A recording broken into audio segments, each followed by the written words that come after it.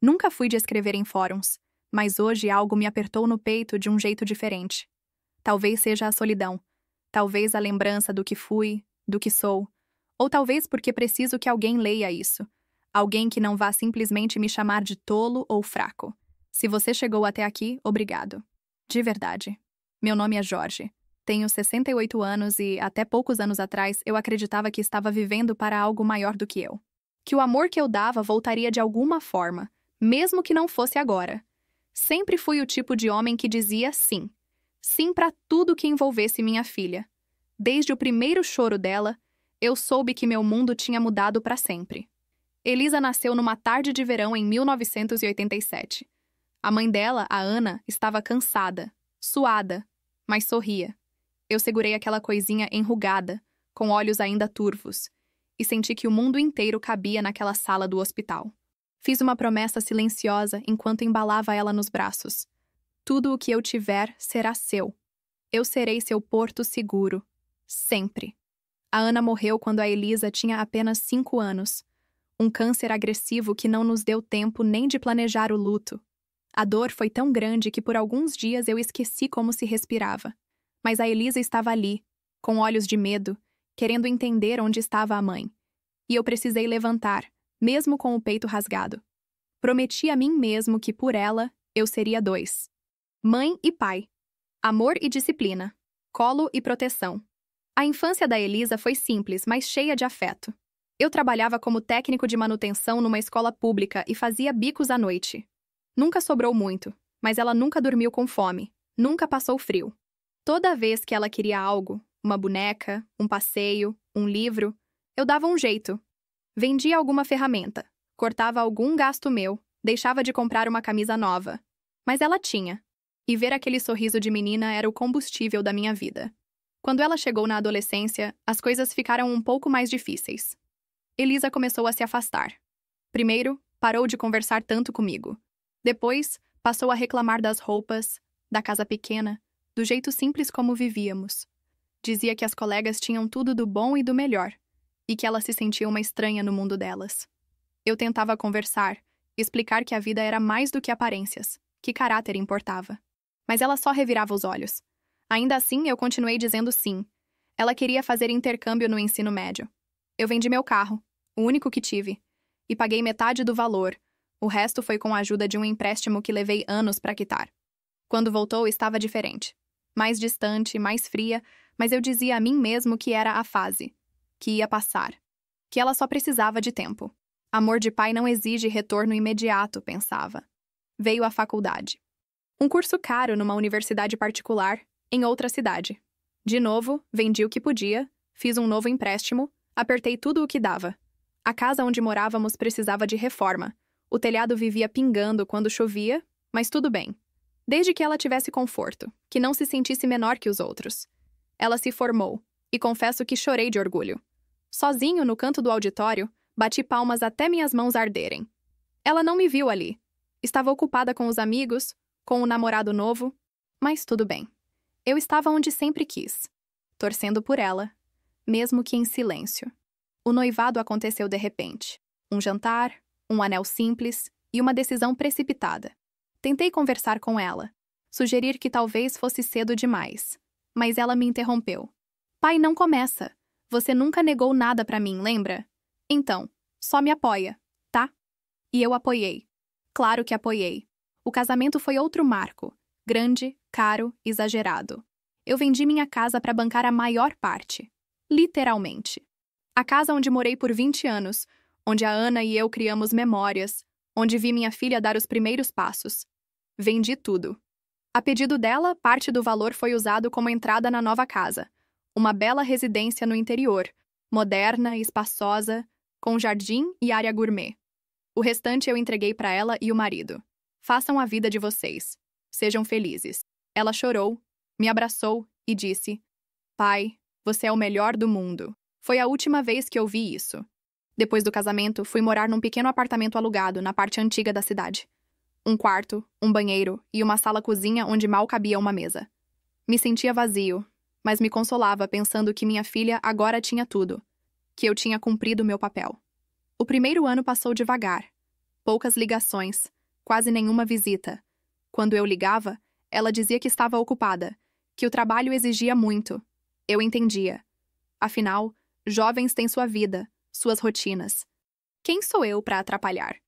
Mas minha saúde começou a dar sinais. Uma tosse constante, cansaço, tonturas. Nada grave, segundo o médico. Mas ele disse que eu precisava de cuidado, de repouso, de alguém por perto. Pensei então em pedir algo simples. Um quarto. Só um quarto naquela casa grande que eu tinha ajudado a comprar. Liguei para ela. Falei do meu estado, expliquei a situação. Ela ficou em silêncio por alguns segundos e então soltou uma risadinha. Pai, a casa tá cheia, mas o porão tem espaço se o senhor quiser. Aquilo me travou. Eu ri junto sem saber o que dizer. Falei que ia pensar, que não era nada urgente. Desliguei e fiquei olhando para o teto do meu quarto alugado, onde a tinta descascava e a lâmpada tremia. O porão. O espaço onde se guardam entulhos, onde não se vive, onde se esconde o que não se quer mostrar. Naquela noite chorei pela primeira vez em muito tempo. Ainda não contei tudo. Tem mais. Mas precisava começar por aqui. Talvez para me lembrar de que eu existo. De que por mais que eu tenha dito sim por amor, talvez agora eu precise dizer sim para mim. Se alguém leu até aqui, obrigado. De verdade. Às vezes a gente só quer ser ouvido. O casamento aconteceu em um salão envidraçado no alto da cidade, com vista para as montanhas e um entardecer que parecia ter sido encomendado só para aquele dia. E enquanto todos brindavam ao futuro de Elisa e Marcos, eu me mantinha em pé ao fundo, observando cada detalhe com o coração em turbilhão, porque sabia que cada luz acesa, cada flor no centro da mesa, cada prato de porcelana escolhido com esmero havia sido pago com o que restava da minha vida de homem simples, com os papéis da venda da minha casa ainda quentes na minha pasta de documentos. E mesmo assim, mesmo sentindo o peso das decisões que tomara por amor, eu sorri. Porque quando se é pai, e só se tem uma filha, a gente não mede as consequências. A gente apenas dá. Durante a cerimônia, me lembro de ter procurado os olhos dela, tentando encontrar neles um traço da menina que se agarrava ao meu pescoço com medo de trovões. Mas encontrei apenas uma mulher adulta. Linda, sim, segura de si, mas estranhamente distante, como se já estivesse muito além do lugar onde eu permanecia, e enquanto todos aplaudiam os votos, eu, em silêncio, aceitei que meu papel talvez tivesse se encerrado ali, naquele altar onde ela passava, simbolicamente, para os braços de outro homem, e onde eu, sem querer, deixava um pedaço da minha existência para trás. O primeiro ano depois daquele casamento foi o mais solitário da minha vida, embora ninguém à minha volta soubesse disso, porque aprendi, desde cedo, que o silêncio é o abrigo de quem sofre com dignidade, e eu jamais quis sobrecarregar ninguém com meus lamentos. Então suportei as ligações que não eram mais retornadas, os aniversários esquecidos, as datas comemorativas em que uma mensagem rápida no celular substituía o abraço, e aceitei, com uma mistura amarga de compreensão e tristeza, que minha filha agora vivia outra vida. Uma vida na qual eu parecia ter virado apenas uma lembrança longínqua ou, pior, um peso. No pequeno apartamento que aluguei no centro da cidade, cercado de prédios velhos e calçadas rachadas, os dias se arrastavam entre o barulho do trânsito e o silêncio dentro das paredes. E cada objeto que eu levava para aquele espaço, a cadeira que a Ana adorava, o porta-retratos com a foto da Elisa criança, o rádio antigo que ainda funcionava, parecia carregar não apenas memórias, mas também o eco do que eu tinha perdido ao longo do caminho, como se, a cada caixa que eu abria, eu desenterrasse um pedaço de mim mesmo que não sabia mais como encaixar naquela nova fase de vida, em que os vizinhos me cumprimentavam com um aceno distante, sem saber da história que se escondia atrás do meu olhar cansado. A saúde começou a falhar sem estardalhaço, como quem pede licença antes de desabar, primeiro com uma tosse persistente, depois com tonturas que me obrigaram a sentar no meio da rua certa vez, envergonhado como uma criança perdida. E embora o médico tenha dito que era apenas um vírus, que era normal para minha idade, eu sentia que havia algo mais profundo corroendo por dentro. Talvez não no corpo, mas na alma. Aquela sensação constante de esgotamento, como se eu tivesse gastado todas as minhas reservas emocionais e agora vivesse em crédito, fingindo normalidade para não preocupar ninguém, principalmente ela, Elisa, porque ainda me restava o instinto de protegê-la, mesmo que ela já não se importasse mais. Foi então, em uma noite de chuva e febre, que decidi ligar para ela. E lembro até hoje das palavras que escolhi com cuidado, tentando não soar dramático demais nem invasivo, dizendo apenas que talvez, só talvez, eu pudesse passar uns tempos com eles, enquanto me recuperava, ajudava em casa, cuidava do jardim, qualquer coisa que me fizesse sentir útil de novo. E do outro lado da linha, ouvi primeiro um silêncio, depois um suspiro impaciente, e então aquela voz, a voz da minha filha, agora tão diferente, dizendo com uma naturalidade que me feriu mais do que qualquer doença: "Pai, a casa tá cheia, mas o porão tem espaço se o senhor quiser." Foi como se o mundo parasse por um segundo, como se a chuva lá fora tivesse se calado, só para que eu ouvisse com clareza a crueldade embutida naquela frase, dita sem intenção aparente de machucar, mas que cravou em mim uma dor surda e profunda, porque naquele instante eu compreendi que, para minha filha, eu já não era mais alguém com história, com passado, com sacrifícios feitos em nome dela. Eu era apenas um velho inconveniente, um fardo que poderia ser guardado junto às ferramentas, caixas de tralha e lembranças que não se usa mais. E o pior é que, mesmo assim, eu agradeci. Murmurei um "tudo bem, filha, eu entendo", e desliguei o telefone com as mãos trêmulas, tentando conter as lágrimas que já não obedeciam à razão. Naquela noite me encolhi na cama com uma manta fina, ouvindo o gotejar do encanamento antigo e me perguntando onde foi que eu perdi o fio da minha própria vida, onde exatamente a linha entre amor e submissão se apagou e se era possível amar tanto alguém a ponto de se tornar invisível aos olhos dela. A imagem do porão ficou martelando na minha cabeça por dias. Um espaço sem janelas, escuro, úmido, cheio de mofo e esquecimento. E mesmo que ela talvez não tivesse noção do peso das suas palavras, para mim aquilo foi um aviso. Eu não pertencia mais à vida dela. E, no entanto, o mais absurdo disso tudo é que, mesmo diante daquela resposta cruel, eu considerei aceitar. Porque quando você ama alguém desse jeito, você não mede o que dói. Você apenas se pergunta se, talvez, ainda exista uma maneira de estar por perto. Mas a verdade, e isso me dói escrever, é que algo dentro de mim começou a se partir de vez naquela noite. Porque não era só sobre espaço. Era sobre valor. Era sobre dignidade.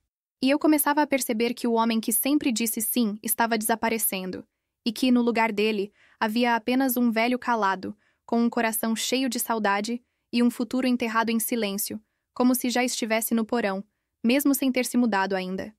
A primeira noite no porão foi uma espécie de ritual silencioso de despedida da minha própria dignidade, uma transição não dita, mas sentida com cada dobra do colchão velho que me foi entregue dobrado, coberto por um lençol puído e manchado de umidade, que, segundo o genro, ainda dava para o gasto, e mesmo com o cheiro forte de mofo impregnando o ar, e com o teto baixo que me obrigava a curvar a cabeça a cada passo, eu agradeci com um sorriso forçado e um "tá ótimo, obrigado", como se aceitar.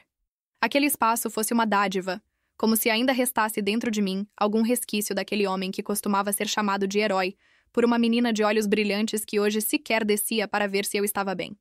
Lembro com clareza de como olhei em volta naquela primeira noite, observando as prateleiras enferrujadas, as caixas empilhadas com tralhas antigas e os cantos escurecidos pela umidade que subia pelas paredes como uma doença silenciosa. E ali, naquele silêncio pesado e frio, percebi que não era apenas um espaço físico onde eu havia sido colocado, mas sim um lugar simbólico, o porão de uma casa que eu ajudei a comprar, o fundo de uma estrutura que me excluía até no concreto, e me deitei. Naquele colchão com as costas doendo e o peito ainda mais, sem conseguir pegar no sono, ouvindo lá em cima os passos apressados da Elisa e do marido, o som abafado de uma televisão ligada, e o estalar distante de taças sendo erguidas, enquanto eu, sozinho, olhava para o teto e me perguntava como foi que cheguei até ali sem perceber. Os dias seguintes foram escuros. Literalmente, porque não havia janelas no porão, e a única lâmpada pendurada no fio do teto piscava com frequência, como se também se recusasse a me dar luz constante. E eu passava as horas envolto por sombras, sem saber se era dia ou noite lá fora, tentando preencher o tempo com leituras antigas ou rabiscos num caderno surrado, enquanto a única companhia eram os barulhos da casa acima, os passos apressados, os risos abafados e o som recorrente das portas, sendo fechadas com força, como se cada uma delas fosse uma barreira entre mim e o resto do mundo, e a ausência de conversas, de olhares, de simples gentilezas, começou a me corroer por dentro, como se a solidão naquele porão tivesse dentes.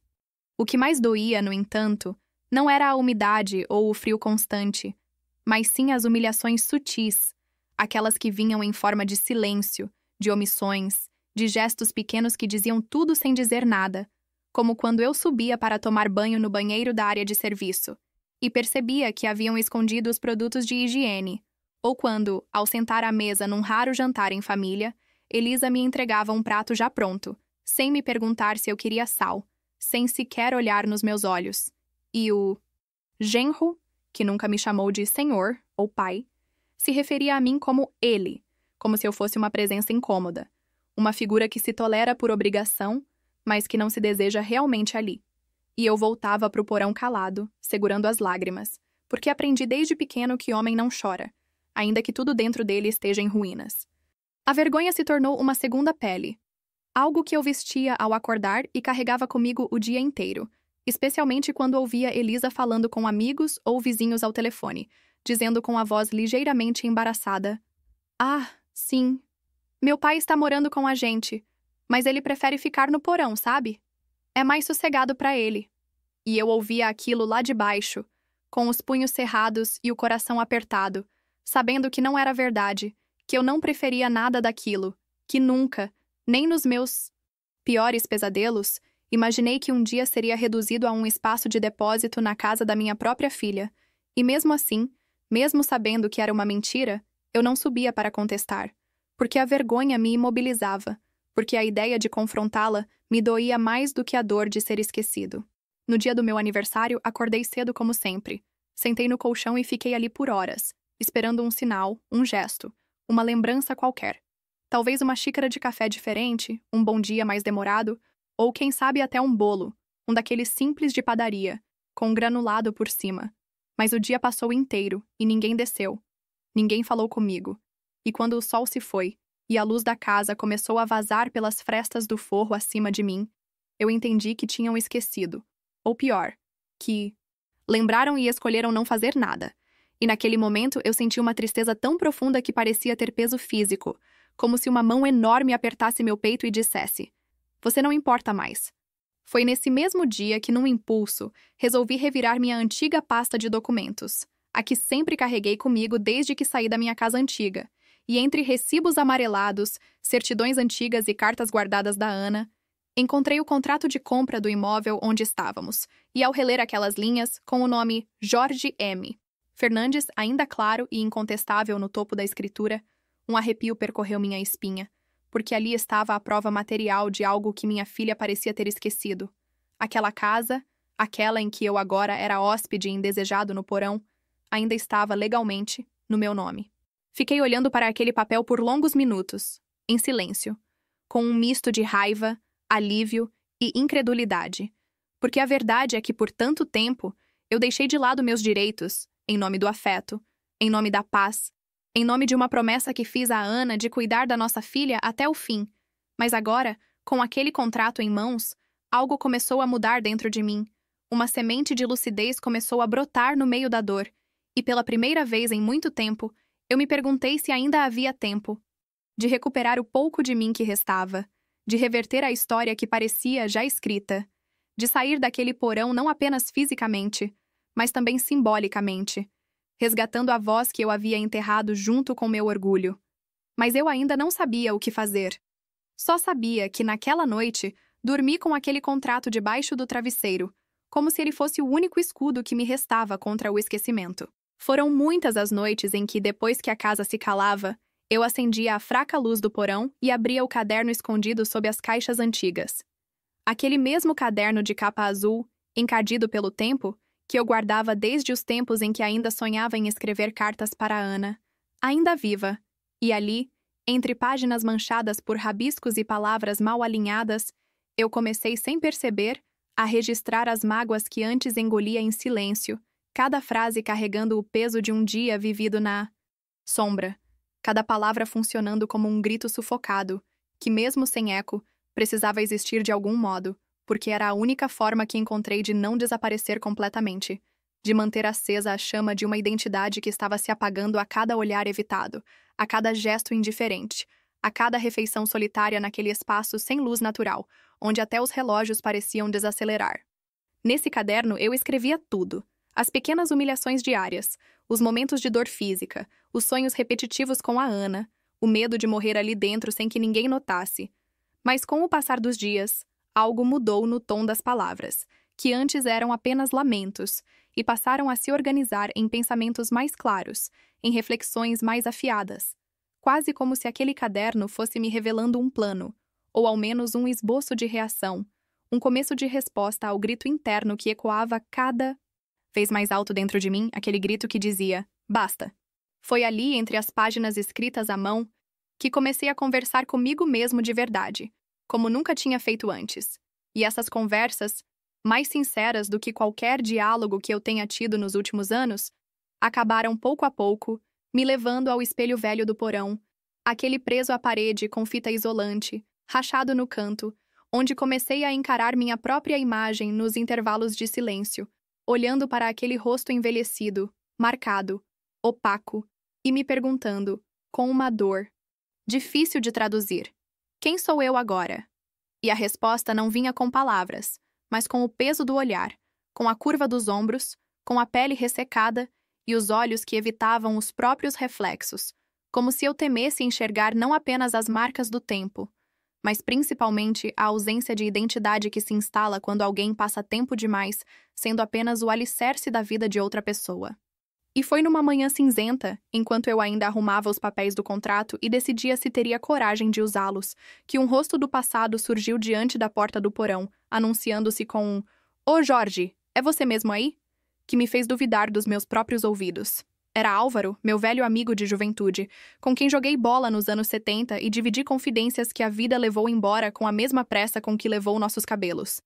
Ele tinha vindo visitar a filha que morava ali perto, e por acaso, escutou alguém na rua dizendo que o pai da dona Elisa morava num porão? E aquilo mexeu com ele. Fez questão de vir ver com os próprios olhos se era verdade. E ao me encontrar ali, curvado, com as mãos sujas de tinta e papéis espalhados ao redor, seu rosto se fechou numa expressão de dor contida, seguido de um abraço longo, daqueles que fazem a gente se lembrar que ainda é gente. Conversamos por horas e pela primeira vez em muito tempo eu fui chamado pelo nome, olhado nos olhos, ouvido com atenção, e ao contar o que estava acontecendo, mesmo tentando suavizar os detalhes, vi a indignação crescer no rosto dele, que terminou a conversa com um "Você precisa fazer algo, Jorge. Isso não é vida. Isso é desrespeito." E aquelas palavras vindas de alguém que conhecia a minha história, que sabia o quanto eu sempre fui de ceder, de me calar, de dar tudo sem pedir nada, funcionaram como a faísca final que eu precisava para transformar as reflexões do caderno em ação concreta, em decisão real. Naquela mesma noite, sem avisar ninguém, subi até o antigo escritório da casa, onde ninguém mexia há meses, e sentei diante da mesa, com o contrato em mãos, a certidão de propriedade atualizada, os recibos da venda da minha antiga casa, tudo ali, tudo legalmente incontestável, e pela primeira vez em anos, me senti mais do que um fardo, mais do que uma sombra. Me senti de novo o dono da verdade, o homem que construiu tudo com esforço, que abriu mão da própria casa para que a filha pudesse ter uma vida confortável, e que, por mais que tivesse sido empurrado para o subsolo, ainda estava no controle da base de tudo. No dia seguinte, pedi para conversar com Elisa. Ela hesitou, claro, mas desceu com um ar apressado, o celular na mão, perguntando com impaciência o que eu precisava. E eu, com o contrato aberto sobre a mesa improvisada, respirei fundo e disse com a voz mais firme que consegui reunir: "Filha, você esqueceu quem está no contrato dessa casa." "No, it is." E o silêncio que se seguiu foi mais alto do que qualquer grito, mais poderoso do que qualquer discussão, porque naquele momento ela percebeu que eu sabia, que eu lembrava, que eu ainda tinha voz, e vi nos olhos dela algo entre surpresa, medo e desconforto, como se aquele homem encurvado no porão tivesse subitamente recuperado a postura. O que veio depois foi um turbilhão, ligações nervosas, conversas ríspidas com o genro, tentativas de reverter o jogo com argumentos emocionais e lembranças manipuladas. Mas eu permaneci calado, sereno, com os documentos nas mãos, pronto para proteger, não mais ela, mas a mim mesmo, e quando finalmente sentei com um advogado indicado pelo Álvaro e apresentei tudo, Ouvi dele a confirmação que, ao mesmo tempo, me libertou e me feriu. O senhor tem todo o direito de retomar o imóvel ou, no mínimo, exigir que seja respeitado como coproprietário. Não houve gritaria, nem escândalo. Só houve silêncio. Um silêncio denso, pesado, que caiu sobre a casa como uma tempestade sem vento. E no meio desse silêncio, Elisa chorou. Mas não por mim. Eu sei. Chorou porque entendeu que a era da submissão tinha acabado. Que o pai que sempre disse sim agora dizia basta. Que o porão não era mais um esconderijo, mas o ponto de partida de uma virada que ela jamais imaginou. E assim, com um envelope de documentos na mão e lágrimas no rosto, não dela, mas minhas, não de dor, mas de um alívio confuso, subi as escadas não apenas para sair de um espaço físico, mas para retomar um lugar que, por direito e por história, sempre foi meu. A justiça, quando finalmente veio, veio como vem para os que já não têm pressa. Lenta, burocrática, fria, mas inegavelmente firme, com sua linguagem formal e suas cláusulas irrefutáveis, estabelecendo ponto por ponto o que era de direito, o que havia sido negligenciado, o que precisava ser restituído. E ainda que as palavras do juiz, lidas em audiência com voz monótona e impessoal, não carregassem qualquer traço da dor vivida, elas representaram para mim uma espécie de libertação concreta. Um selo invisível colocado sobre a minha existência que dizia, em outras palavras, o Senhor não está louco, não está exagerando, não está sonhando. O que fizeram com o Senhor foi errado. E ainda que essa justiça não curasse os buracos da alma, nem apagasse os olhares frios, nem os dias de silêncio no porão, ela me devolveu algo que eu havia enterrado junto com a minha esperança, a certeza de que minha voz ainda valia alguma coisa. Quando voltei a casa, dessa vez não como hóspede, nem como peso, nem como sombra, mas como dono legítimo, com papéis assinados, acordos registrados e uma decisão judicial que estabelecia meu direito de ocupar, reconfigurar e viver plenamente naquele espaço, encontrei um ambiente estranho, como se as paredes tivessem ouvido tudo o que aconteceu e agora carregassem, em cada canto, uma tensão muda. Mas mesmo assim, com paciência e mãos calejadas, comecei a mudar cada cômodo aos poucos, removendo lembranças que doíam e deixando aquelas que ainda me davam algum alento, como a cortina que Ana costurou e que resistia firme no quartinho dos fundos, ou a prateleira de livros que Elisa usava quando pequena, onde ainda encontrei, entre páginas amareladas, desenhos feitos por ela aos 5 anos, com meu rosto rabiscado ao lado de um sol enorme. E em cada canto que eu arrumava, em cada móvel que eu reposicionava, sentia uma mistura de alívio e tristeza, como quem volta para casa depois de um exílio forçado, mas encontra tudo ligeiramente fora do lugar, como se o tempo tivesse passado e deixado só as cascas das coisas. Elisa não ficou. Depois da conversa definitiva, depois da oficialização dos termos, depois de ver que não conseguiria mais sustentar a dinâmica de silêncio e controle, ela arrumou algumas malas, não todas, e foi embora sem dizer exatamente para onde, deixando um bilhete curto, quase frio, com caligrafia apressada. Pai, acho melhor assim. Espero que fique bem. E com isso, sem gritos, sem brigas, sem adeus de verdade, ela se foi, carregando consigo o vazio que havia deixado em mim muito antes da mudança. E confesso que durante dias caminhei pela casa escutando ecos que não existiam, esperando ouvir passos que não vinham, até entender que o maior ruído que ela podia deixar era justamente esse silêncio, esse vácuo onde antes havia expectativa, carinho, promessas. A vizinhança, como é de praxe em lugares pequenos, não demorou a reagir, porque casas falam, paredes murmuram, e por mais que eu não dissesse nada, os sussurros começaram a circular como vento entre janelas abertas. Falavam da filha que abandonou o pai no porão, do velho que recuperou o que era seu, da história que todos sabiam em pedaços, mas que completavam com especulações e julgamentos, alguns me olhando com pena, outros com respeito renovado, e muitos simplesmente com curiosidade mal, disfarçada. E eu, que nunca gostei de alarde, passava entre eles com um aceno discreto, aprendendo a conviver com essa nova identidade de homem que renasceu do fundo da própria casa, que reapareceu aos olhos dos outros, justamente quando já se achava invisível.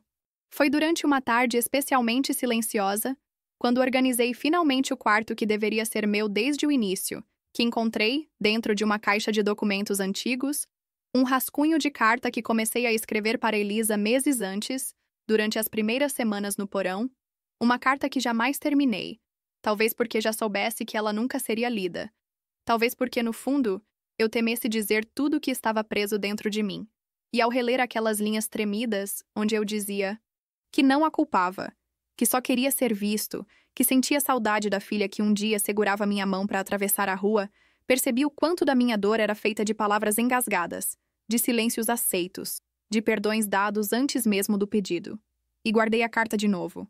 Não por covardia, mas por escolha, porque entendi que há coisas que não precisam ser ditas para que sejam sentidas, e que algumas mágoas, por mais profundas que sejam, não precisam ser vingadas, mas sim compreendidas. Hoje, quando caminho pelos cômodos reformados da casa, quando rego as plantas no jardim que estava abandonado, quando preparo meu próprio café e sento na varanda com o jornal nas mãos, penso que a liberdade tem um gosto estranho. Não é doce nem amargo, mas uma mistura de ambos, temperada pelo tempo, pelas lágrimas que secaram sozinhas e pelas cicatrizes que continuam visíveis mesmo depois que a ferida fecha. E apesar de tudo, apesar da dor, da solidão, da quebra de laços que achei, indestrutíveis, eu digo com a serenidade de quem passou pelo fundo do poço. Eu ainda diria sim. Sim para amar minha filha. Sim para ajudá-la. Sim para estar presente quando ela precisasse. Mas agora, depois de tudo, eu também aprendi a dizer sim para mim. Sim para meu espaço, minha história, minha dignidade. Porque, no fim, não se trata de negar o amor que se deu, mas de lembrar, com firmeza e com calma, que amor nenhum precisa ser pago com humilhação.